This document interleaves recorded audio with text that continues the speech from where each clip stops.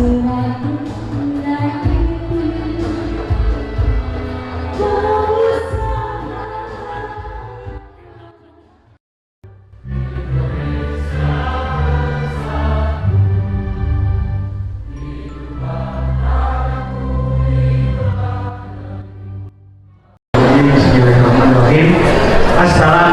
warahmatullahi taala wabarakatuh. Saya diminta diundang khususnya oleh Pak Amin ya, Direktur Musik buat membahas kembali Fitri dengan penuh kreativitas gitu. Ini menarik karena kita mulai dari biasa kita ya. Kita biasanya kalau Idul Fitri kita mengucapnya apa nih, Bapak Ibu? Minal aidin wal faizin, mohon maaf lahir dan batin ya. Dan ternyata itu cuma khas di Indonesia dan di Melayu aja. Kalau jurnal Indonesia yang Melayu itu, Melayu itu adalah Indonesia, Singapura, Malaysia, Brunei, sedikit Thailand di selatan, Patani, kemudian di Mindanao. Jadi minal aidin wal faizin, mohon maaf lahir dan batin, itu ciri khas Indonesia. Karena biasanya kalau di tanah Zaire Arab, kebetulan saya asal Arab, itu biasanya taqabbalallahu minna wa minkum. Semoga Allah menerima ibadah kita, minna dari kami, diudawain dan kalian semua gitu ya. Atau Id Mubarak, Happy Eid, selamat hari raya Id. Atau Qulu amin wa antum bi khairin. Qulu amin artinya sepanjang tahun, wa antum bi khairin, semoga kita semua diberikan kebaikan sepanjang tahun. Tapi Indonesia sangat unik. Ini buku saya adalah sebuah kreativitas para alim ulama zaman itu yang melihat Indonesia kebutuhannya apa, atau prioritasnya apa, atau apa yang paling cocok masuk gitu ya. Itu menarik sekali. Bahkan kadang-kadang minal aidin itu sering disamakan dengan maaf lahir batin ya. Saya sampai kemarin tuh ketemu teman-teman, minal aidin ya, padahal minal aidin itu adalah sebuah doa yang oleh Rasulullah ajarkan, yaitu ja'alanallahu minal aidin wal faizin. Semoga Allah menjadikan kita masuk golongan aidin dan faizin. Aidin juga ada dua arti gitu ya. Yang biasa kita dengar adalah Id itu artinya Id itu perayaan ya, kembali fitrah. Fitri itu fitrah, kembali ke fitri. Itu yang sangat populer di Indonesia. Tapi ada arti kedua, Id itu artinya perayaan, dan fitr itu artinya adalah sama bahasa Arab sama bahasa Inggris tuh, yaitu breakfast atau break the fast gitu ya. Jadi Idul Fitri bisa juga bermakna kembali tidak puasa atau kembali makan pagi gitu. Karena kalau kita di Arab, misalnya kalau kalian nanti kita teman-teman umroh gitu saat Idul Fitri, maka Idul Fitri itu tidak terlalu dirayakan di sana. Yang lebih dirayakan Idul Adha, karena ada potong kambing, potong onta, dan tamu Allah gitu ya. Tapi Indonesia sangat unik gitu. Yang kedua yang tidak kalah uniknya dari kreativitas alim ulama adalah istilah halal bihalal. Kalau kita tanya di tanah Arab, halal bihalal nggak dikenal halal dengan halal, apa maksudnya gitu. Tapi ini kreativitas para alim ulama sejak zaman Wali Songo gitu. Wali Songo itu di abad ke-15 ada sebuah tradisi sana yang saling memaafkan, sebuah tradisi di Jawa gitu ya, sehingga kenapa tidak diganti dan selama tidak bertentangan dengan syariat Islam. Nah, abad 12, abad 18 kemudian terkenal dengan Sukuman, Mangkunegaran gitu. Kemudian juga tahun 1448 kayak Haji Abdul Wahab Hasbalah, salah satu pendiri Nahdlatul Ulama, ketika ditanya Presiden Soekarno, beliau menyarankan untuk hal bihal karena tahun itu sedang ada tensi politik yang cukup tegang sehingga diperlukan yang namanya halal bihalal. Dan sampai sekarang terwujud juga halal bihalal ini. Sebenarnya minal aidin wal faizin ini dikenal karena sebuah lagu nih, Pak Amin sudah tahu Pak. Tahu kan lagunya minal aidin wal faizin, ini dan batin, selamat para pemimpin, rakyatnya makmur terjamin. Itu dari Ismail Marzuki. Kalau Bapak Ibu semua lihat Baitnya itu sebuah lagu satir gitu ya. Itu ada bait berikutnya, itu dia membahas kelakuan-kelakuan warga plus 62 ya. Ada yang lagi malam takbiran, ada yang mabuk brandy, main ceki, mabuk-mabukan, ada yang korupsi dan lain-lain. Saat itu ya tahun 50-an. Jadi menarik juga, itu juga kreativitas musisi untuk berdakwah dengan caranya sendiri gitu. Nah, kalau dikaitkan dengan kenapa sih masyarakat atau ulama itu membuat kreasi gitu ya, itu salah satunya karena ada yang tahu kan, ada istilah fikih dan usul fikih. Ada yang tahu fikih itu apa?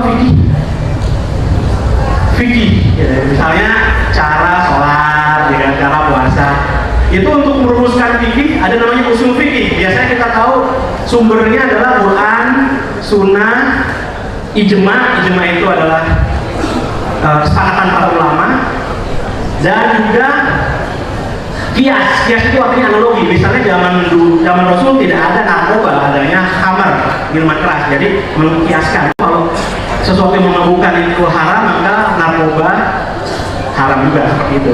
Tapi ada satu yang lupa, yang ternyata banyak dipakai gitu, dan ini sangat terkait dengan kreativitas. Ada namanya urf. Apa itu urf? Tadi sudah saya sebutkan, urf itu kearifan lokal. Kayak tadi itu bapak ibu yang ganteng-ganteng yang cantik itu ya, kesini itu kan pasti ada dari wastra atau cara desainnya pasti sangat khas budaya masing-masing. Nah, sehingga urf itu atau lokal values atau kearifan lokal dipakai oleh alim ulama untuk merumuskan apa yang terbaik saat itu, kebutuhannya apa saat itu, apa yang paling cocok agar katakanlah visi dan misi dari agama ini bisa masuk gitu, ke masyarakat secara lebih luas. Contohnya adalah Imam Syafi'i, dia punya namanya qaul qadim dan qaul jadid ya. Jadi ada dua fatwa ketika dia di Baghdad di Irak, kemudian pindah ke Mekah sedikit bentar, itu namanya qaul qadim, ucapan atau perkataan lama. Kemudian pindah ke Mesir, ada sedikit perubahan dalam berfatwa karena melihat salah satunya. Yang pertama adalah saya tadi lihat Instagram habis nonton itu ya, Kodrat 2 ya. Kodrat 2 itu nonton, coba ibu silakan nonton tadi. Ya, banyak ya, serem ya. Kodrat 2 itu menarik dan itu bagian dari urf menurut saya, yaitu bagaimana para filmmaker melihat celah, nggak cuma cuan, tapi apa yang paling cocok, yang lengkap gitu. Karena menurut saya Kodrat 2 itu ada 3 keunggulannya. Pertama, superhero, bener kan? Superhero kan? Auzubillahi minasyaitonirrajim gitu kan. Ada yang namanya superhero, jadi diperlukan seperti superhero, sama seperti Jaka Sembung. Saya menganggap Jaka Sembung sebagai superhero. Karena kalau superhero ngikutin barat, plek-plekan, saya nggak mau nyebut nama, gitu. Pernah diusahakan. Pertama laku, tapi lama-lama orang tidak terlalu laku. Tapi ketika dia Jaka Sembung, ketika dia ada kearifan lokal di situ. Kearifan lokalnya itu adalah adanya ruqyah atau ruqyah itu Islamic exorcism, atau artinya supaya mengatasi kesurupan ya kan. Kesurupan itu kan banyak di mana-mana gitu. Yang ketiga, menggabungkan horor dengan action. Ini trivia saya sudah riset. Charles Ghazali, sang sutradara, itu adalah anak dari mendiang Henry Ghazali. Nih, Pak Menteri saya minta tahu, Henry Ghazali tahun 70-an dengan kakaknya namanya Alesto pergi ke Hong Kong, bikin namanya Golden Films, dan dia membuat film-film pertamanya Chow Yun Fat. Chow Yun Fat ya, Chow Yun Fat itu lah, Cek Tiger dan Dragon. Nah itu menarik sekali, saya sedang teliti itu. Kok bisa orang-orang Indonesia, belum lagi ada Billy Chong atau Billy Dosan dan lain-lain, ke sana itu ada apa ya? Itu uruf macam apa? Kreatif macam apa sehingga mereka membuat pikiran ke sana. Tapi kemudian pulang Pak Henry Ghazali ya. Nah, masalah ruqyah, masalah kesurupan itu kan di mana-mana ya di dunia muslim. Tapi kenapa hanya ada di Indonesia yang sangat kenal, yang booming gitu? Di Turki ada namanya Dabe, di Netflix ada Dabe beberapa judul, salah satunya Dabe Possession yang paling serem di Netflix. Ada di Malaysia Netflix sama di Disney Hotstar. Tapi yang kayak Kodrat dan Kodrat 2 itu hanya di Indonesia. Dan ini menarik karena Ustadz jadi tokoh utama yang Orde Baru. Kalau kata Al Haidar nggak ada tuh evil versus good ya. Tapi disorder menjadi order karena itu kiai-kiainya datang di belakang. Wow, baca doa, matilah sebelum nolongnya, matilah gitu. Ketika Jelangkung setelah reformasi sama sekali nggak ada ustaz. Nggak ada ustaz sama sekali. Kemudian ada Mengabdi Setan 2017 oleh teman sahabat saya Pak Anwar, ada ustaz tapi mati gitu. Mati ustaznya mati. Baru Kodrat inilah seorang ustaz menjadi tokoh utama dalam sebuah film gitu ya. Ini menarik sekali. Nah, itu saya yakin itu karena gitu, karena melihat gini dan laku, karena ada kedekatan budaya. Yang kedua, yang saya buktikan dan saya sudah riset juga yaitu film-film pocong. Ada suka film pocong ini? Ada ya, pocong. Serem nih. Film pocong ini, pocong itu kan prosesi kematian Muslim dengan memakai kain kafan ya. Jadi setiap Muslim yang meninggal biasanya kalau nggak ada masalah urgent atau ada hal-hal luar biasa pakai kain kafan. Kalau hidup lagi jadi pocong, gitu kan? Berarti seluruh dunia yang Muslim harusnya familiar dengan pocong, ya kan? Pertanyaannya, ini riset question saya, saya jadi dosen ya. Kenapa hanya di Indonesia ada film pocong yang laku? Coba itu karena menurut saya. Kenapa nggak ada di Iran? Iran kan sangat kuat ya filmnya. Turki juga kuat filmnya. Malaysia aja lah, kalau di Malaysia di Singapura ada yang namanya hantu bungkus atau hantu guling atau hantu bantal kan disebut. Tapi Indonesia doang yang laku. Banyak. Saya teliti ada lebih dari 45 judul dengan kata pocong dari tahun 75. Ini berarti menandakan filmmaker kita sudah kreatif dari dulu, tapi harus sesuai dengan cultural specificity atau cultural proximity. Kalau nggak ada dengan kan gini, pocong itu kan salah satu yang sangat dekat ya. Ingat ya, ada viral berita Korea membahas tentang ketika pandemi, ketika karantina PSBB, ada orang cosplay jadi pocong di daerah Karangasem atau mana gitu di Jawa. Tujuannya supaya orang-orang tidak keluar malam, supaya tetap karantina. Gitu. Jadi kesimpulannya orang-orang di Indonesia lebih takut pocong daripada COVID gitu saat itu. Ya kan? Ketika ada pocong, takut kalau nggak mau masuk. Itu kan adalah cultural specificity. Karena kolega saya di Binus University, di Vina Sufiati, dia bikin film pendek judulnya Herlo tentang pocong. Nah ini ekraf banget nih. Devina itu keliling film lab, keliling script lab ya, buat nyari dana gitu. Sampai Eropa ada ketemu satu orang. Pak Menteri satu orang ditanya, kenapa pocong gitu? Ya karena paling menakutkan pocong gitu ya, kalau pocong kan hidup lagi ya. Ada yang bilang itu Indonesia zombie. Tapi bagi saya, kata orang Eropa, it's kinda cute katanya, it's kinda cute, it's like a rap candy katanya. Saya nggak serem gitu. Nah, kemudian karena ini pinternya filmmaker kita.